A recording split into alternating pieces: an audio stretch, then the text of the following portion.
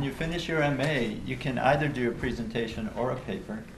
Lawrence decided to do both. His paper is actually Fred's decided I should do that. And Lawrence agreed. And he wanted to do something for the student, for you, for his fellow students. He wanted to do something personal. So there was something formal and professional done last Sunday. But this is more for you, for his peers who he's been thinking and growing with over the last 3 years. And it's such a pleasure. I've really enjoyed working with Lawrence, that here's a scientist asking very dumb scientific questions to a very refined artist. And never did I get the feeling that Lawrence thought that they were dumb. He thought about them and he responded with them, and it's been a really wonderful a broadening of my appreciation of the creative process, working with Lawrence on his paper. So I thank you for spending your time with us now. Well, Fred has presented the whole thing very modestly. His questions were absolutely wonderful for me, because any question coming from Fred, I knew he grasped the wholeness and had seen where there was some little looseness in my thinking or understanding. And knowing that to be the case, I knew I just had to go back into that area and, unravel it more and try to get to a deeper value of that. And that exchange over the last few months with Fred has been really absolutely wonderful for me. And as you know, I've been working on this book, wanting to put together this knowledge of Vedic science with my process of painting and this particular series of paintings, Absolute Images, that are here at the Raj. This exchange, first of all, this study of Vedic science, this master's degree in Vedic science at the university. Everybody feels they know everything about Vedic science, which we do, but when you have this formal setting with these professors who are enlightened and have gone for years very deeply into Maharishi's knowledge, and with a group of students who are very devoted to the knowledge too and want to know more, the experience is sensational in terms of what it does for your own consciousness. And so, thank you everybody for that, professors and all my fellow students. What can I tell you that you don't already know? Not much, probably. But maybe I could start. You just had been looking at the paintings. Is there anybody like to say something about what they think about the paintings, or any comments they'd like to make? Because maybe that might be a nice place for me to start. Alice, please join us if you'd like to. I'm waiting for somebody, but I have a comment about. Can I take that one home with me? Yes. I painted it for you, so that's okay. I'm sorry for intruding. No, it's lovely. Please join us anytime. Okay, I'm waiting for somebody. I just love that one. I'm just impressed how varied they are, how different each of them are. They just have their own personality. And then I'm getting curious, how do you know which sutra to relate them to? How does that come about? That's a very simple thing. I realised I wanted to connect these paintings to Vedic science and to consciousness once they came to a certain level of maturity. And a friend of mine Maharishi, was learning the 1,000 names of Vishnu. And I sort of caught my ear and I said, can I borrow the book? And I saw that these were the names of all the paintings in there. So what I do is I work from, because I'm a visual artist, I don't work from the sound of the mantras. I work from what I see visually inside, and the process of painting is just an innocent process of reproducing as accurately as I can what I'm seeing on the inside. And then when that's done, when that process is complete, then I sit in front of the painting and I just turn the pages, and then the name will pop up. It's just done in a few minutes like that. So it's very simple. Anybody else want to say something? I'm hoping you're going to tell me what my paintings are. Yes, the thing about many of your paintings is that almost most of them are symmetric, from top to down, left to right, across the diagonal. But there are some which kind of gets a little fuzzy. It turns itself into some direction and keeps itself into that mode. For example, this one, the small. This Okay. one? Right there, the one. Yes, that's the one. Yeah. This is the very first painting I did in the series. Uh-huh. I didn't know what they were when I started to paint that. And This is a bilateral symmetry. It just mirrors left to right, not top to bottom. It mirrors on the vertical axis, but it doesn't mirror on the horizontal. Whereas, and of course, this is also is like that. It's only on the vertical axis, and this one is only on the vertical axis. But more or less, all the others are what I call fourfold symmetry, which means they mirror on the horizontal axis, they mirror on the vertical axis, and as you said, also it happens that then they would mirror on the diagonal axis. Okay. There's a significance to that in terms of my understanding of Vedic science, which I'll probably touch on today. And what is the significance of having the contoured points? Yes. Oh, amazing question. The what? The domed up points. There's many reasons for that, but I'll just give one basic one, and that is that these images are all built of these 5 fundamental geometries: point, line, circle, triangle, square. These I present as the 5 basic forms that underlie our visual, what I call our visual aesthetic reality, and I'll be explaining what I mean by that. But it means like the visual arts. The basis, the visual arts have their root in these 5 forms, and the paintings basically are built of those. Obviously, when you overlay these forms over each other, then other more complex forms come up. But when you look at the paintings, you see basically there's the square and the circle and the triangles. They're the basic forms there. Now, because those are larger and more dominant forms, and yet because the point is such an important part of not only the aesthetic dynamic in the image, but also the philosophical significance of the paintings, it's very important that the point, hold its own against those other forms. If I just had a flat point, it gets lost. But if you dome the point up, then it has a prominence in the painting, which can compete with these other larger forms. That's one thing. But there's also other reasons, other significances to that. For me, it also gives us gives a feeling that every time I see that point, the whole painting could actually center upon that. Beautiful. And Exactly. I see a different picture from that point Exactly. of view. And that's how the universe works. In terms of the wholeness, you have the wholeness. When you're in the point value, you make another little universe around your point value. So, it's the same dynamic. The painting is wanting to be a totality or the totality in a visual form.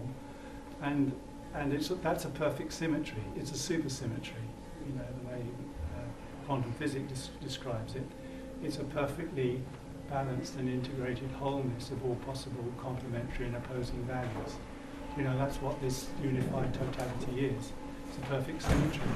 And an asymmetry is just, you're just seeing a localized area of that, and you've lost the wholeness. Otherwise, even that localized thing is actually a symmetry, because it's, like that.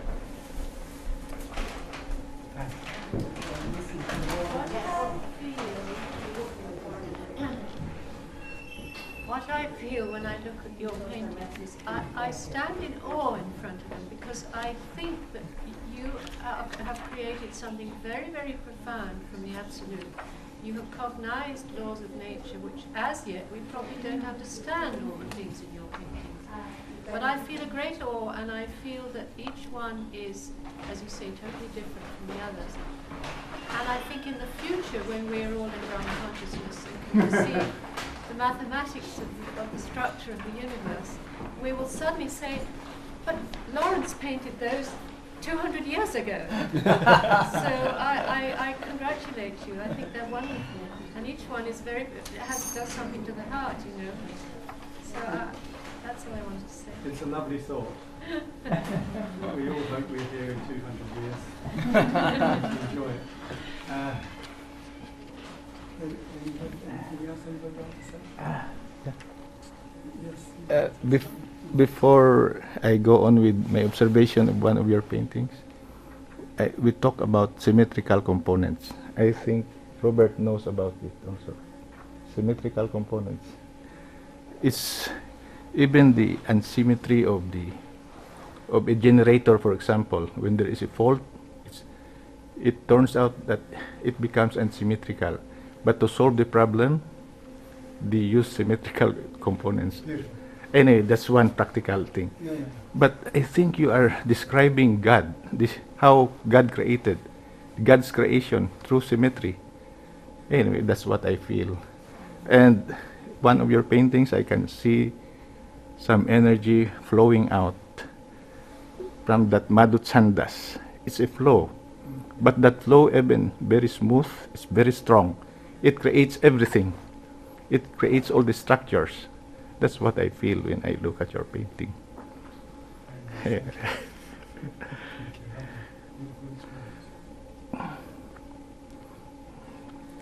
So, what can you say? I'll read something, if I may, from Maharishi, because then we're starting right at the top. And this is Maharishi talking about art and music. And it's from the sessions of the Parliament of World Peace held in India, and it was in 2006. And then this is really Maharishi, the way he did everything. He takes everything to its root in the source, and then then everything then in that discipline or in that angle of knowledge then can line up from that. Maharishi's connected it there into its source. It's very beautiful. So Maharishi gave an address on art and music to the sessions of the Parliament of World Peace in India in 2006. Maharishi quoted the Upanishad aspect of the Veda and Vedic literature, which said, the Atma, the self alone, that simplest form of awareness alone, is worthy of seeing, hearing, contemplating and realizing. Maharishi went on to say that this expression from the Vedic literature tells us the goal of art. Whether art is seen in painting, in sculpture, or heard in music or poetry, or contemplated in literature, the goal is the same, the expression of Atma, the transcendental self of everyone, the unmanifest, immortal field of pure being, unbounded intelligence, and infinite bliss, which is the source of the entire universe. When unmanifest Atma, pure being, pure consciousness, the self, the unified field of natural law, transforms itself into the manifest universe, when being is becoming, then bliss becomes blissful. So that idea, Maharishi says, that frozen bliss, which is the infinite, unbounded bliss of pure existence, when it gets into its mode of becoming, starting to give expression to itself, concrete expression, then that becoming thing is that pure bliss starting to flow in waves of bliss. So it's Maharishi says it's bliss becoming blissful. And this is what human life should be, because every impulse of creativity that arises in us is the being becoming. It comes from that abstraction, that pure abstraction. A thought arises, and immediately that's being becoming. So that impulse, even of the thought, should be blissful. And then as Maharishi goes on to say, Maharishi then described art as the skillful handling of transformation. In transformation there is change. Change can be uncomfortable or comfortable. When change is evolutionary in the direction of more and more, then it is comfortable, enjoyable, it is blissful. When change is blissful, it is musical. So here we can connect the word music to the word I have here, which is resonance, on the board here. By the way, what I'm hoping to eventually be talking about this afternoon is this, and I think we're already talking about it, is this macro-micro resonance. What I mean by that is that there is this total wholeness that Vedic science talks about, this pure consciousness, and which modern science now has glimpsed in its unified field theories, this unified field of natural law that gives rise to everything in creation. You know, modern science has now brilliantly defined that in absolutely precise mathematical terms and shows how the being becomes that process of symmetry breaking that it describes as this symmetry breaking in physics, where the unified wholeness actually starts to give rise, this abstract unified wholeness starts to give rise to concrete form. So like that. So then Maharishi uses that word musical, and here I'm using the word resonance here, because I think it plays out nicely, you know, with our discussion for the visual arts and the way we connect to a visual image and all that. So then Maharishi goes on to say, art and music are then the essential qualities of the unmanifest field of life in its process of manifestation. Waves of being in becoming are the supreme seat of art and music. Waves of being in becoming are the supreme seat of art and music. So there he's pinpointed that all our expressions, actually, because in the end we want all our expressions to be that, have that smoothness of music, that graceful flow, so that every expression is artistic and every expression is musical, whether it's in speech or you know, one is walking or talking or whatever, or creating a painting or creating a business. Everything should be that bliss becoming blissful. The supreme value of art, Maharishi explained, is in being, remaining being, while it is becoming. Unity, remaining unity, while becoming diversity. So we know that that's the reality, that there's this fullness of pure being. And then out of that comes this fullness, which is this fullness of pure being is the pure abstraction. All the abstract organizing power of nature, all the abstract laws of nature reside in that abstract field of pure being, which we experience when we transcend. When the mantra disappears and we go into that silence, we don't know quite where it was that we were, what that place was, but we know we were somewhere. That silence, that inner silence, is that unbounded totality from which everything arises. And then Maharishi is saying, as we know, that when the symmetry is broken, as I hope to show visually here in a moment, it is broken. The symmetry gets broken, but magically, at the same time, the symmetry is not broken. The wholeness remains wholeness, even when the diversity comes up. So here we have this macro and micro value. So this is the infinity, and then this is the point. And this is the totality. Macro is the totality. And the micro, that's us. With the micro here. And there's a resonance that takes place between these. Why? Because they are the same thing. And as Maharishi Vedic Science tells us, that the human physiology in its entirety is that totality of natural law in a localized form, in a concentrated form, in a point value form. So naturally, between father and son or father and daughter, there is, because there's the sameness, there's a resonance there. Now what I want to extend, or the idea I want to put forward, is that this resonance, of course, also another thing we know about this totality is that it's an infinity of point values. And we know that because when we look at the universe, it's infinite. Now, modern science knows there's no end to the universe, it's just infinite. And, you know, all the different possible forms that exist and are expressed in there are never ending. And so this infinite value of points, because also the point is the totality, that's what I was wanting to get to. The point is also the totality in its concentrated form. As we've seen with the example of the human physiology, it's identical with the totality. So there's a resonance between every point.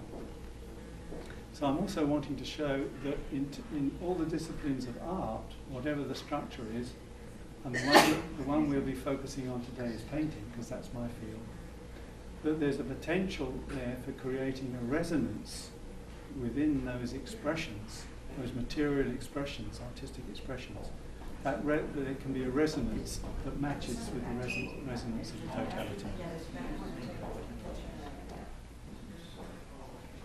So I'm saying that everything I'm talking is in the context of our visual aesthetic reality. And by that I mean, you know, we have a power of seeing that we use to, you know, get ourselves around in the environment. But there's another level of seeing that's much more sophisticated, and that's what I mean by this visual aesthetic reality. It refers to our innate sensitivity to certain resonances of form and colour to which we can profoundly respond physically, emotionally, intellectually and spiritually. So that's what I mean by visual aesthetic reality. Now I had several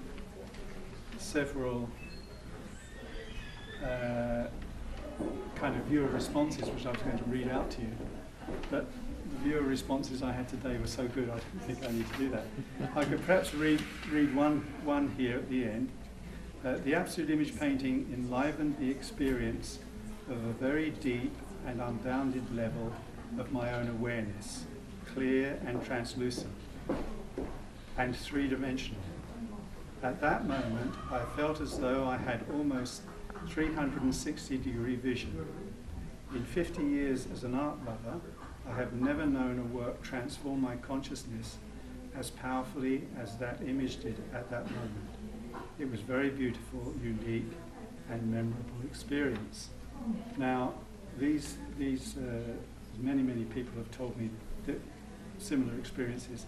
So the question I was asking myself is, how is it that these paintings seem to strike at that kind of level? I mean, they're only comprised of these basic forms. There's nothing particularly complicated about their structure, and they're all of fourfold symmetry. Again, the structure is completely seen. As soon as you look at the painting, there's nothing hidden about the structure of it. So how could something so simple, you know, be having this deep effect? So this was the question I was wanting to answer.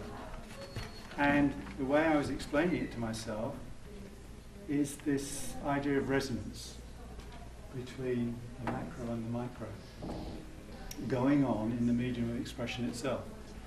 So resonance, actually looking up the dictionary definition, it says, the effect of a work of art beyond its immediate surface meaning. Yeah. And then another definition is an intense or prolonged sound produced by sympathetic vibration. Another one is increased oscillation of a system from another source of its own natural frequency.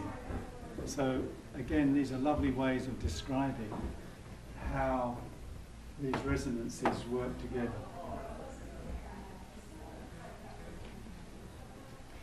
And resonance is a good word because I think it carries with it for everybody some feeling, a connotation of harmony. You know, when you think of resonance, you think of some kind of harmony. Another interesting thing, like I'm saying this, the human physiology is a nice micro-macro kind of example.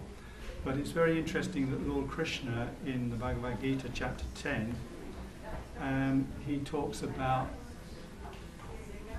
there's a sort of hierarchy of resonances in the relative world. You know, some things resonate more with the totality than others. And then he starts to give examples of that, like he says, in terms of luminaries, the sun is the thing that resonates closely with the totality. And like that he says of mountains, it's Mount Meru, of birds, it's Garuda, of rivers, it's the Ganges. So there's different, you know, although everyone is equal, you know, some are more equal than others. There's certain bundles of resonances that's the point. There's certain bundles of resonances in the manifest world that resonate more closely with the totality than others. And, this is the big point, it was those resonances that I was trying to discover in terms of the visual image. That's what my paintings are about. And a way of helping us step into this might be the ideas I brought out the other. How many were there last Sunday? Oh, good. So, yeah. So I was trying to bring out a way of stepping into this is this idea of the wholeness. You've got the totality as a wholeness, and then out of that, everything that comes out of that is a wholeness, actually. So everything born of wholeness naturally is a wholeness. So every single entity in creation has its own wholeness.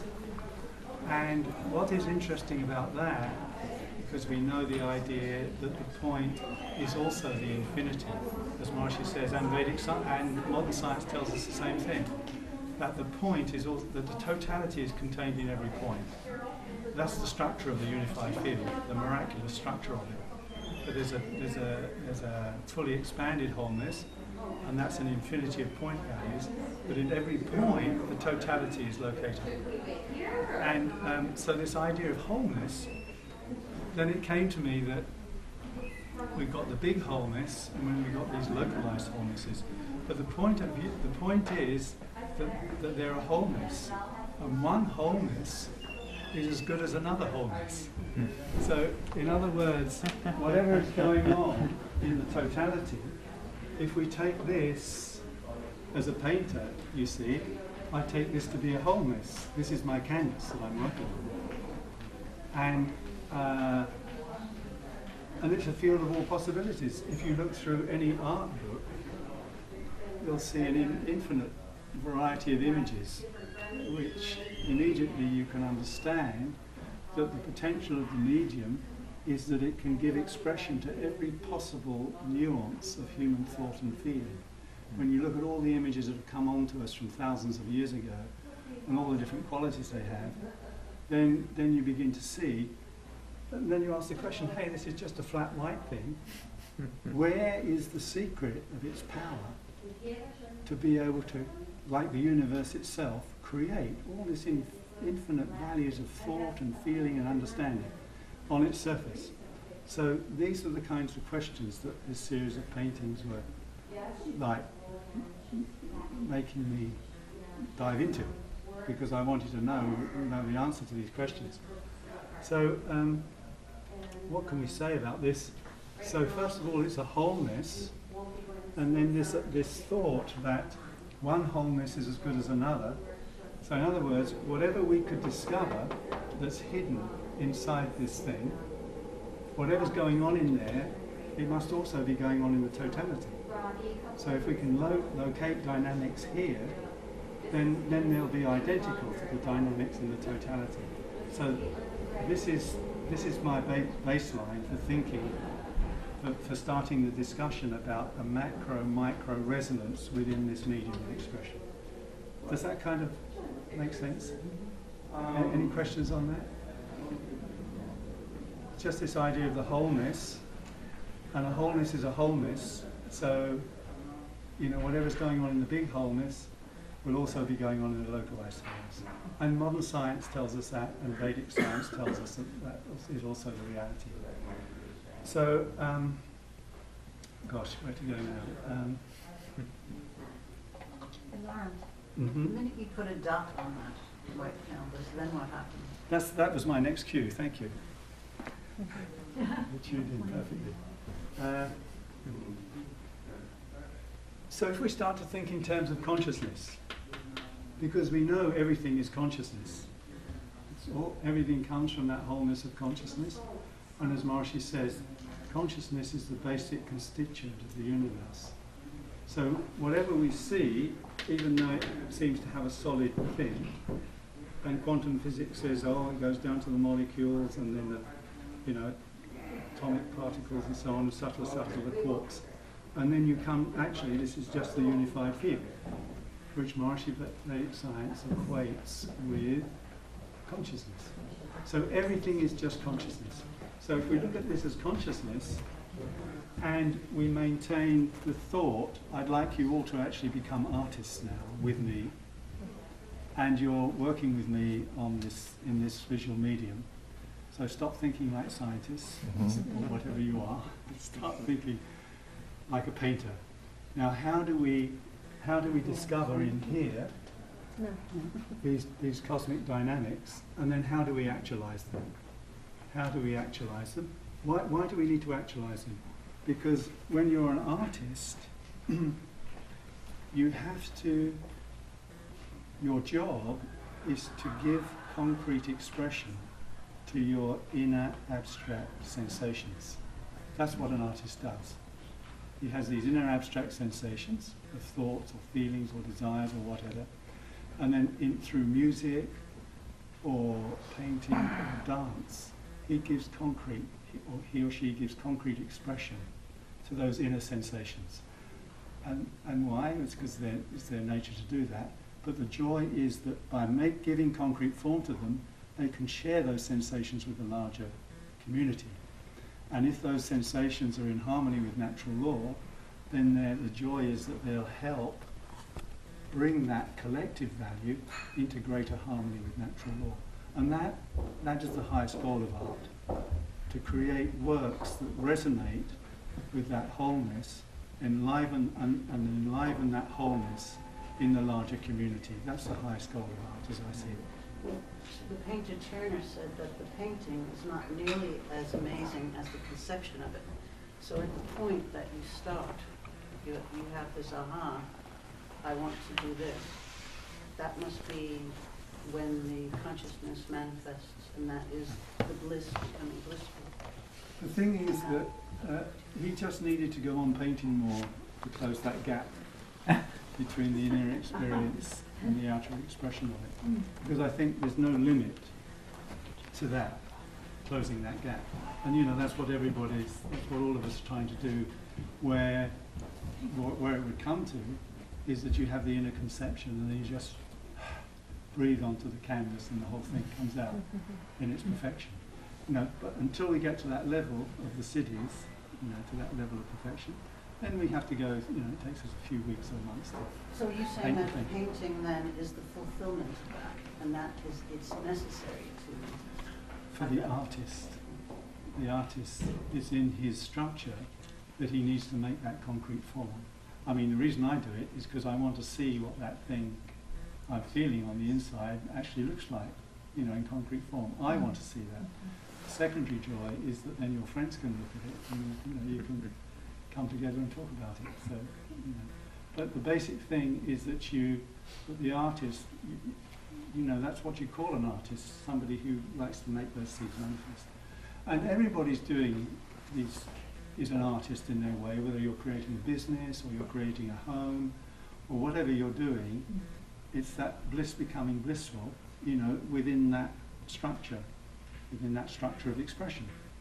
Because through speech and action, we're constantly giving concrete form to those inner abstract sensations of thought and feeling that we have. That's what we're doing the whole Some time. artists produce horrible works that you don't like.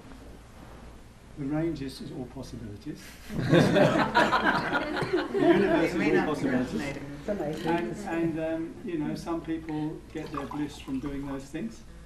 That's their choice. But as I said earlier, the highest level of art, as I see it, is one that is this process, as Maharishi describes, of the bliss becoming blissful, and it's having that harmony, sense of harmony within it, and that it has a certain resonance. You know, it creates a resonance between the localized and the cosmic. There's a resonance there that's created in a lovely form.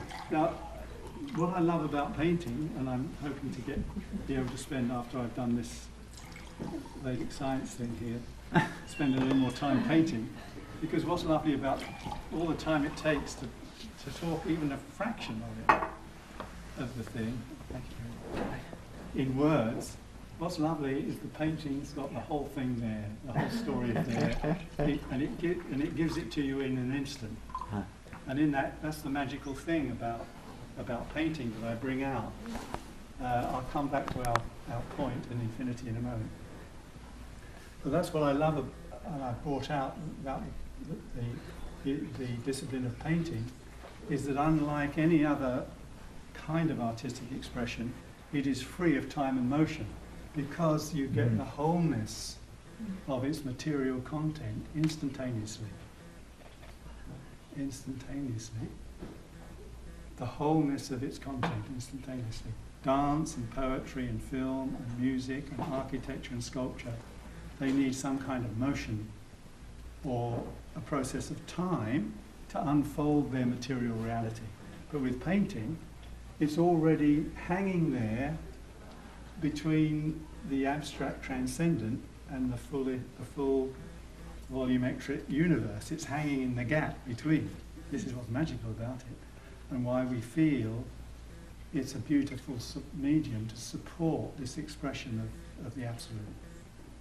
And because it's already half in the absolute, because it's free of time and motion, like the absolute itself is.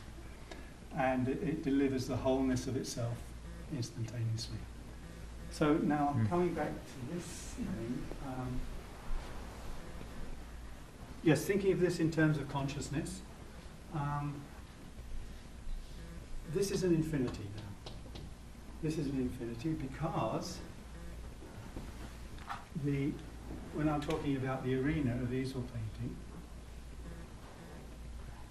it's two dimensions. You know, the painting, it doesn't involve itself with any third dimension in terms of the structure. In principle, the discipline is just two dimensions. So if you have a two-dimensional plane, in principle, it expands to infinity in all directions, because it's only when we add a third dimension here, and we have a thickness, that actually you can contain this plane. But the medium of the expression itself doesn't involve that third dimension. It only works on the two dimensions.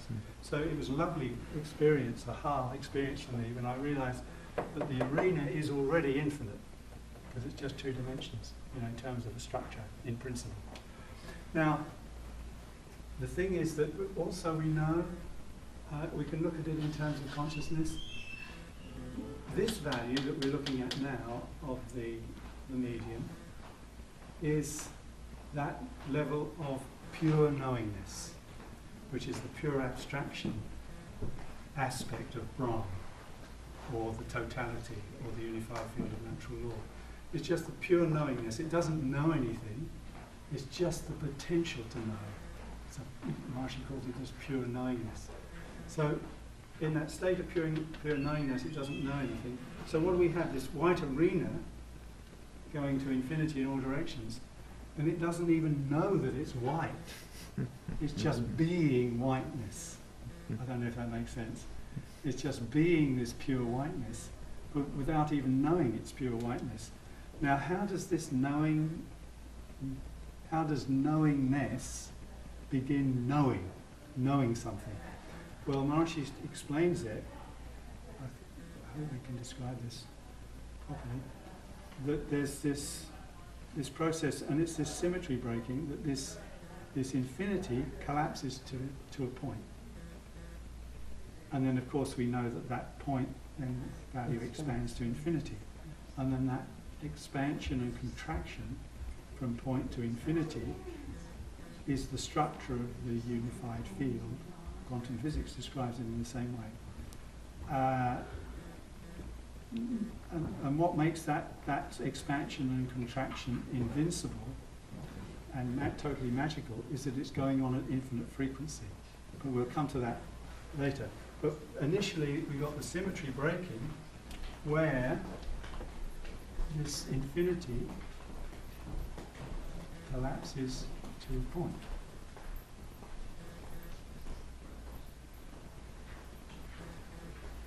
Now, what's magical about this is that this wholeness, as we've talked before, is a perfect symmetry. It's a supersymmetry. So when this collapse, or this breaking of the symmetry starts to happen, it'll always collapse to its own center, because it's a symmetry. Another way of looking at it is because there's an infinite number of points that actually its center is everywhere. That's another way of looking at it. But in terms of this medium of expression and this arena and understanding the dynamics, you know, this is a manifest thing, as I'm saying, but it's also hanging in that gap. So there's a kind of crossover in my language here between talking about the structure of consciousness and talking about our visual, you know, a visual expression of those dynamics starting to emerge on this surface, something like that. So there's two things that maintain the symmetry. First of all, it collapses to its own center, so actually the symmetry hasn't been broken, it's been maintained. And yet it has also been broken because we've gone from infinity to a point. So we've broken the symmetry of that infinity, but we haven't broken it. And the other reason we haven't broken it is that the point, you know, this infinity, when it collapses to a point, it doesn't lose its value of infinity. Because as we know, the point is also infinity. So the way I describe it is that this is the infinity of this arena in its most concentrated form. But here is the totality, and actually here is the seat of all the silence and dynamism that can be potentially displayed in the arena. It comes from this center. And it's like that for the universe. There's a center there from which all the organizing power emanates. And then here we're seeing it, talking about those dynamics starting to unfold for us in this arena. And there's a lovely thing also in terms of this point value. I think it's called a tilaka, that dot that they put on the forehead. Vivek would know that. But it's in the Vedic tradition, they do that, and it's particularly associated with Lord Shiva, this thing here. And in the Shiva Puranas, it says that this is usually a very, very, very fine powder or paste. And it says putting this point here is that those grains of that paste or that powder, they're all little tiny Shiva lingas. They've all been ground, and there are millions of little Shiva lingas there in the forehead. So it's the point that's infinity, you know. So it's beautiful. So here we have the point that's infinity. Now, the thing we were talking about last Sunday was this idea. This is new stuff for me. I hope it's making sense. But now, in terms of this, so this. The other thing is that we go back to this infinite silence. First of all, we've got the infinite silence here of this arena. This is an infinite silence, as we've said. It's just pure knowingness. But we know potentially in there, mathematics will tell us that there's, first of all, an infinity of points filling the whole thing. Secondly, there's an infinity of horizontal lines. And there's an infinity of vertical lines. And there's an infinity of diagonal lines. And there's an infinity of concentric circles coming out like that. So here if we were to paint, say, well, this is what the arena contains, we have to paint them all, we'd finish up with a blank image, which would again be just the infinite silence.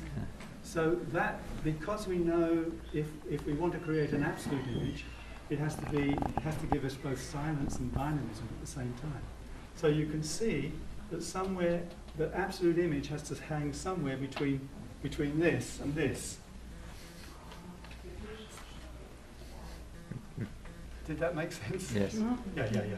Has to be hang somewhere between this, because then, in terms of our visual aesthetic reality, which is the context that we're talking in, how we respond to something visually, then we have I'll explain why there's silence and dynamism in the paintings later. But anyway, you get the basic idea there. So how these resonances come up within this structure, it is a localized structure, and it does have a finite value, but within that is also the potential for the totality. Now, this is the ultimate value of the symmetry here. Lawrence, it's very interesting. You putting that point on that blank canvas has created depth, because when I look at that point, it suddenly is floating above the canvas. Great. That's another that comes further down the line, that discussion. But it's a lovely point to have made. This pure whiteness, another thing I should bring out, what's happened.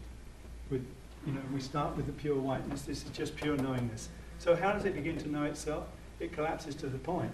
Now what has happened here is we already know that nothing has happened, because the symmetry has been maintained, and that this infinity has collapsed to its point value, which is also an infinity. But what it's also done is that it's suddenly made this pure knowingness know itself.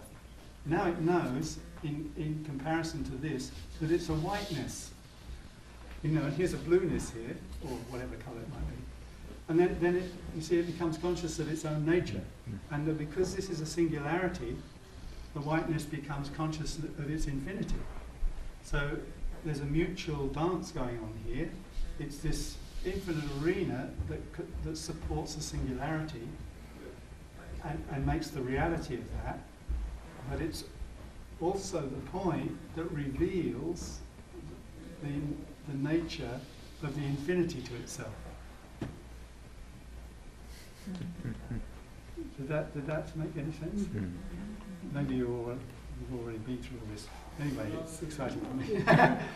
So this is the main value of resonance here, or the main value of resonance between the macro and the micro is this dynamic of point to infinity, which we know is going on eternally at infinite frequency, and that's all that there is actually. It's just that dynamics of consciousness is all that there is. Everything else are these conceptual things, and I'm talking conceptual things here in this arena. And when the physicists talk about the reality, they're talking conceptual things in their arena. So I'm talking conceptual things in my arena. And if there's anything real in what the physicists are saying, well, there's also something real in what I'm saying. We hope.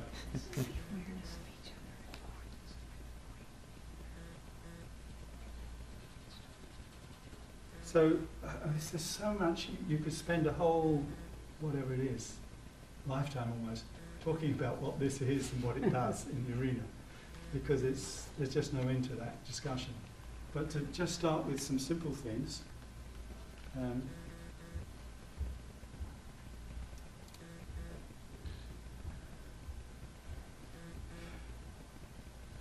symmetry and breaking of symmetry.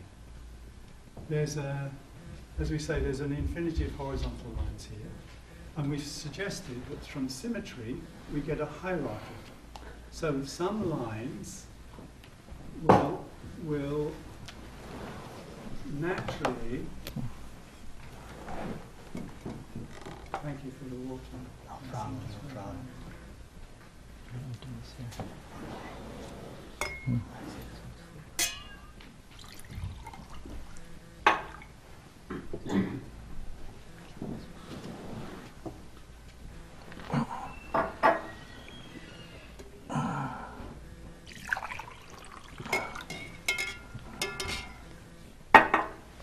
pass this around. Some lines, let's take the horizontal lines. Some lines, as we know, that symmetry, we've suggested that symmetry brings up a hierarchy. Brings up a hierarchy. Now, how do we establish that? I think mathematics helps us here. Is that the most potent resonance, say if we take a line of points down this edge, then this one that's halfway will be the most potent in terms of symmetry. It'll be the closest symmetry to the totality. So this is in terms of 2, then you have it in terms of thirds, 3, that's another power of resonance. This is the senior power of resonance, then the thirds, and then the fourths, and then the fifths, and like that. So you have actually down here, in other words, a line of points, actually you have the totality of natural law, because every line is an infinity of points from the point of view of mathematics. So every kind of vibrational variation is infinite on that. And it's all to do with that dynamic between these two. The resonance between these two, macro and micro. So it's the wholeness, or put it the other way, it's the relationship with a point. In our case, again, there's that dance between the abstraction of mathematics in the mind and this concrete reality of easel painting. You know, we're talking conceptual things, but they're real. They're real in this medium because as we've seen, that these images enliven our consciousness, and our consciousness is that abstract, unbounded wholeness inside. And it's my belief that painting can go to that level, to whatever level we've achieved in these paintings. That's a separate discussion. But the effects of them have been enough to convince me that there is an absolute image, that there is a reality, and it can be made manifest. We maybe need to go through many layers or through generations of searching for it to define it. But you know, I think that with Vedic science, by applying Vedic science to this discipline, we've been able to create a framework, you know, for such an image. And fairly convincingly, I feel, at least for me, that such a possibility exists, and it's worth identifying, because, I'll go on that track for a minute, because in identifying that, we link that medium of expression, we connect it directly to consciousness, to the structure of consciousness. And then that means the discipline then has a proper foundation. And if you've got a proper foundation, then, and the discipline is shared in that context, then it enhances the organizing power of all the people who are using that discipline. It'll enhance all the potential expressions of every artist, every kind, figurative or whatever kind of expression, if the discipline gets rooted into its source in pure consciousness. But this idea then of these different resonances come up. This is the main one, and then of course then we would draw this horizontal line across here.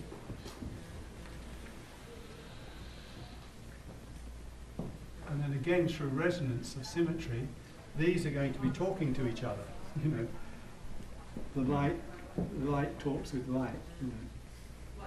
So these will be talking, and we start with the horizontal expansion. This is like the expansion of the point into a line. If we want to see it, I have some doubts about whether a point can actually expand into a line or become a line. But that's another discussion.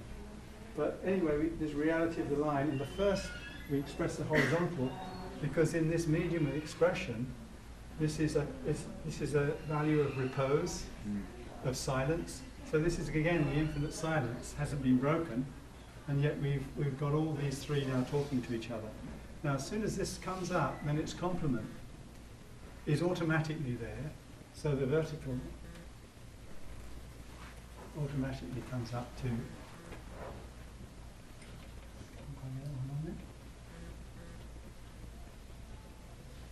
so then these guys talking to each other too.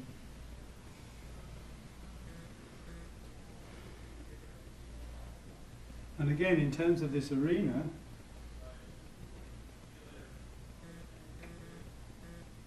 because there's a resonance between this and this.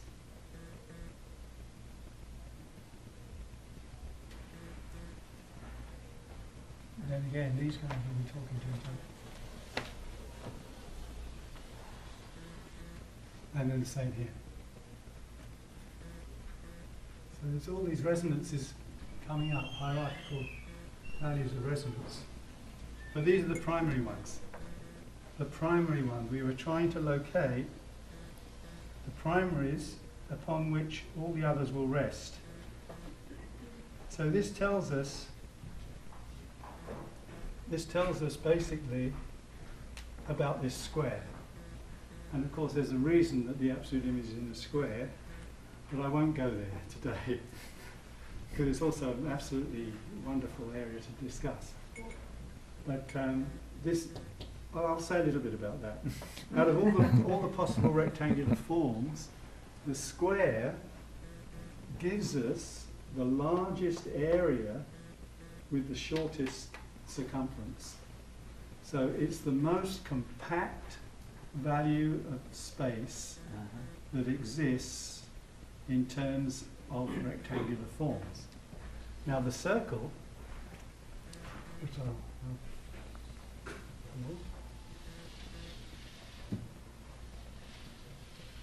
the circle is the ultimate in that value.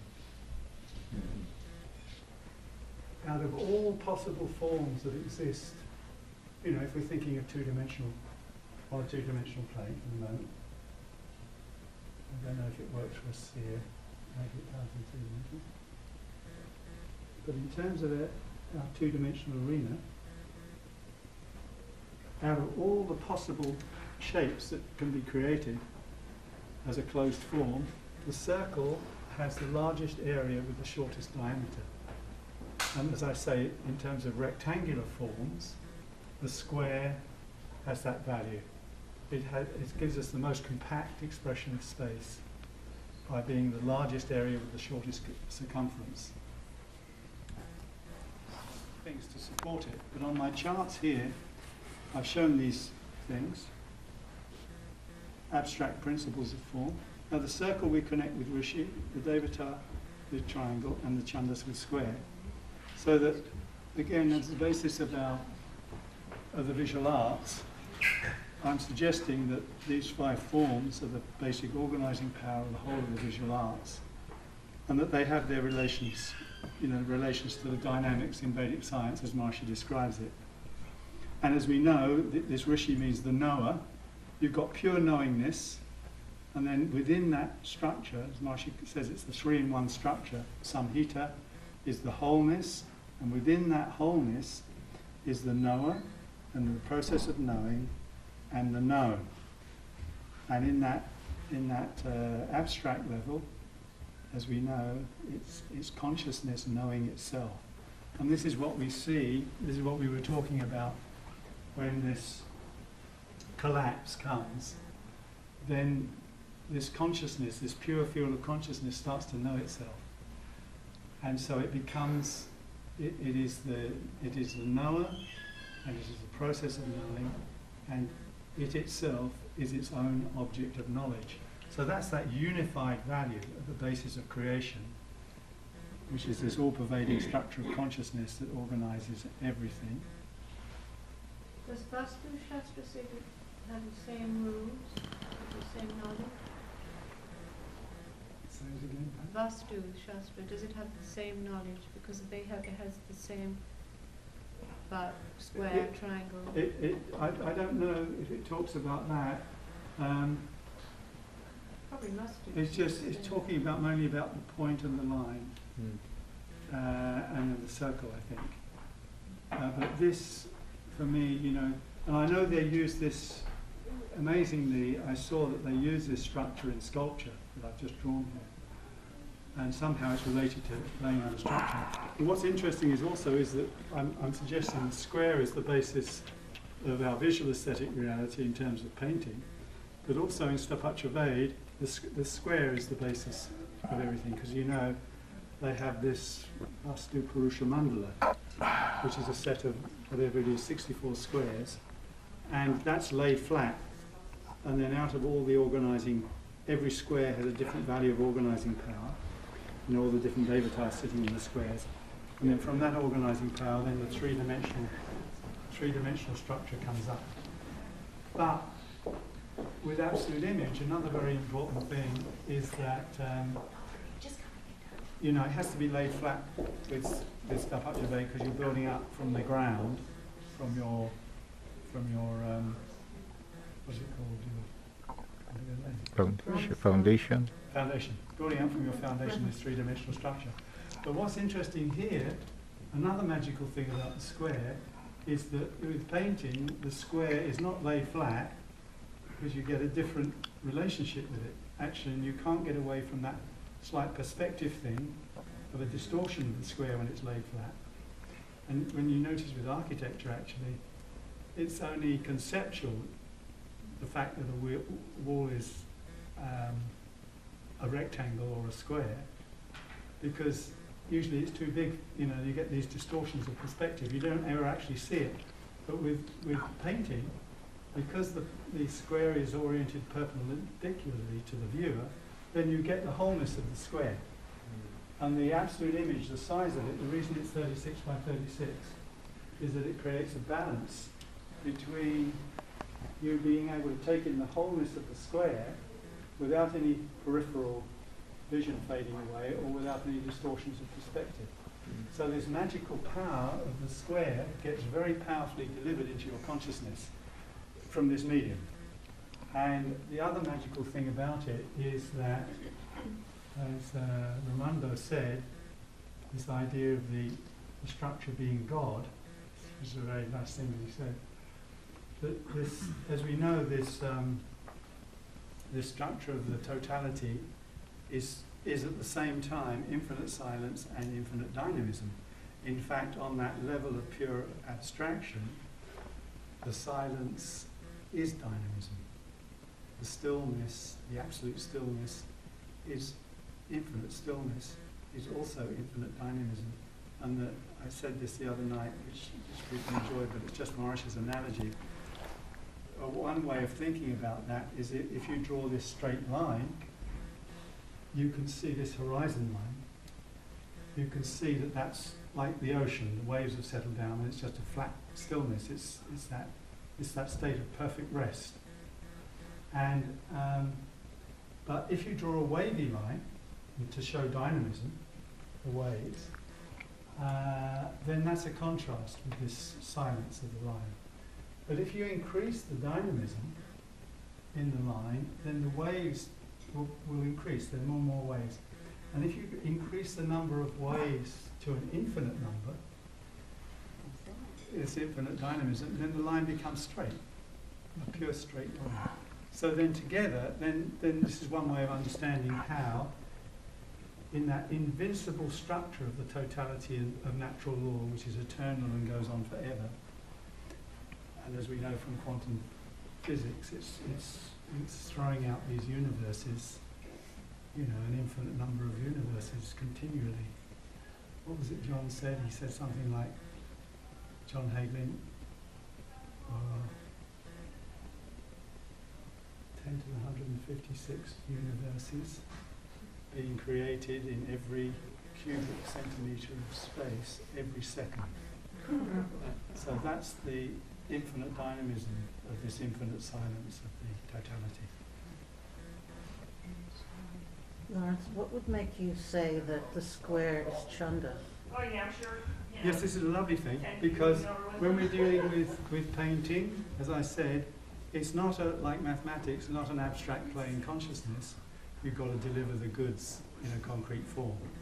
The guys actually want to see something happening out there. This is why it's not good to say, hey folks, I've done it. This is the totality. This is a pure silence, but you should know that hidden in it is an infinite dynamism. There's an infinite number of points. That doesn't work because as an artist, you have to actually deliver the reality of that in terms of a visual experience. Here, this is infinite silence, and as we've seen, here is also infinite silence. We don't have the two together. We have to deliver the two together. And your question about the square, maybe this will take us in that direction, is that I was talking about this organising power of symmetry. The basic value of symmetry that we work from, and which everything works from, is that inner consciousness, that pure, unbounded silence within us, which is no different from this totality of natural law pervading everywhere. That is our own self, and we experience that through transcendental meditation, and we build up the reality of that in our nervous system as we continue to practice, until it becomes a continuing reality for us through all the other states of consciousness. This is how, the rising states of consciousness come about. The integration of that silence into our dynamic activity on greater and greater levels of integration.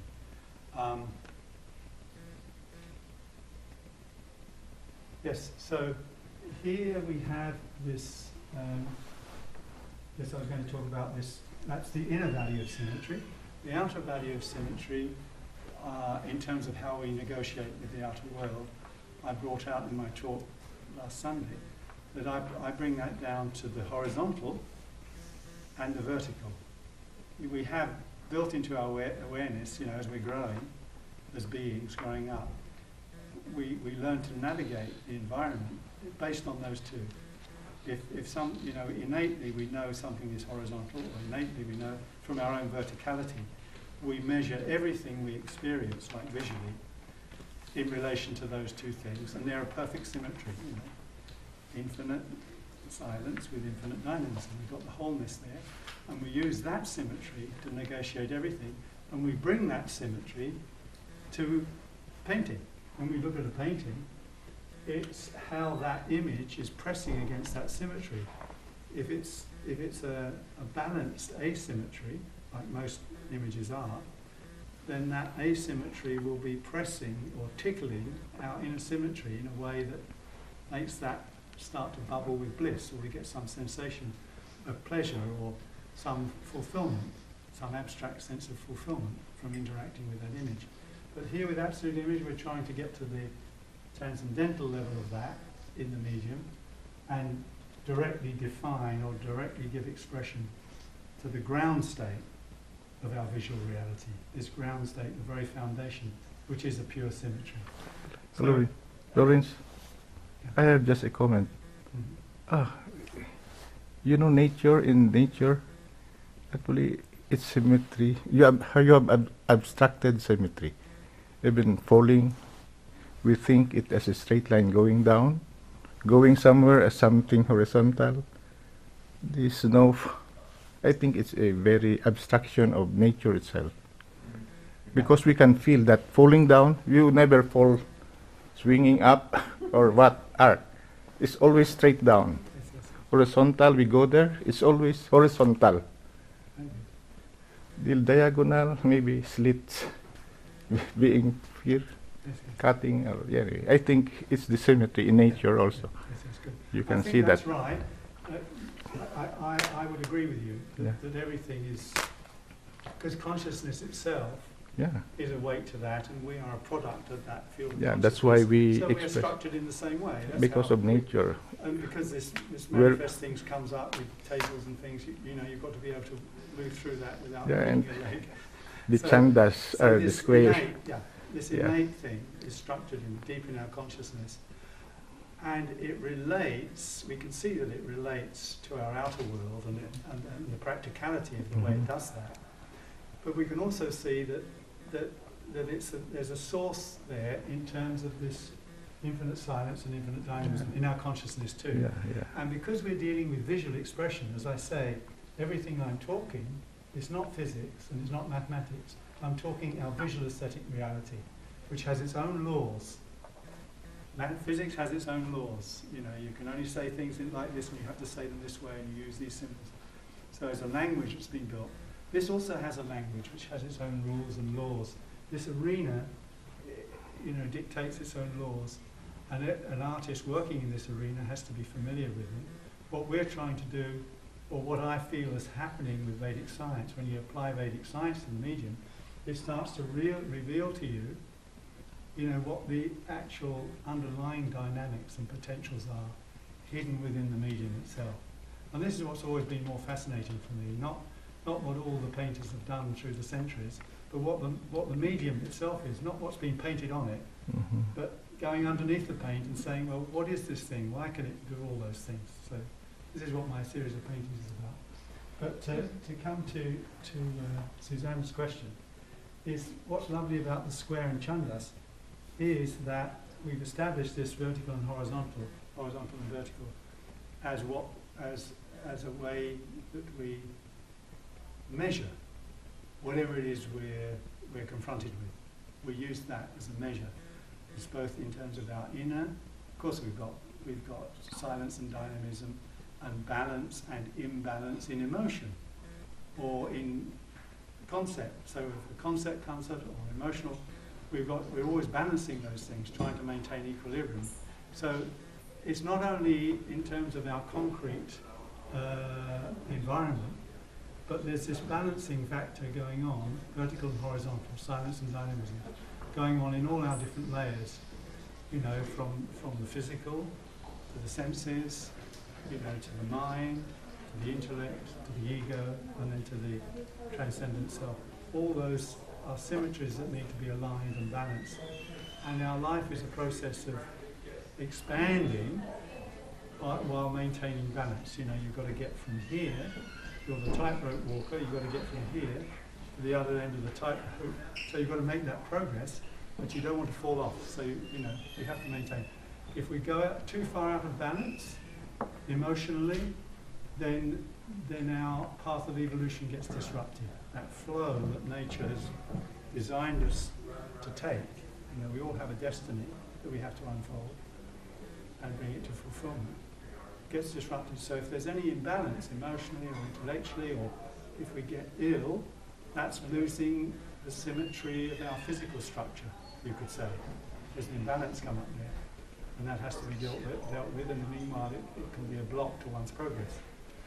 So with this square, we have this two horizontal lines and two vertical lines that structure it, and they're locked together in a perfect wholeness, which is a perfect symmetry. So to use Ramondo's words, we could say this is God, in terms of a two-dimensional form, because it's the totality in a perfectly balanced state. This side is resonant with this side is resonant with this side, this corner is resonant with this corner is resonant with that corner. So there's this total symmetry and resonance going on in this beautiful, beautiful form here. And there's another thing I wanted to say about that. Lawrence, can you said the circle is the Rishi, triangle Devata. In the square you have the Chandas. But when the Chandas become transparent, it's the Devata and the Rishi. When there's no more square, you can have only triangles and circle. We always try, Maharishi said, the Chandas becomes transparent. And you can see the triangle is still within the Chandas. And even the circle is within the Chandas. Anyway, that's only the idea. Anyway. So, okay, good. Let's see if there are any particular things I wanted to say that I haven't said. Just one moment, excuse me.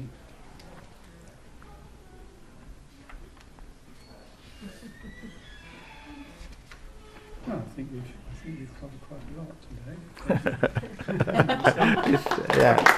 I could just read, to finish with Maharishi, I could just read his quote again at the end. I know I'm going to think of 10,000 things after we've gone that I wanted to, but I'll just have to suffer that. So here's Maharishi's quote. Art and music are, then, the essential qualities of the unmanifest field of life in its process of manifestation. Waves of being and becoming are the supreme seat of art and music. The supreme value of art, Maharishi explained, is in being, remaining being, while it is becoming. Unity, remaining unity, while becoming diversity. Jai Gurudev. Jai Gurudev.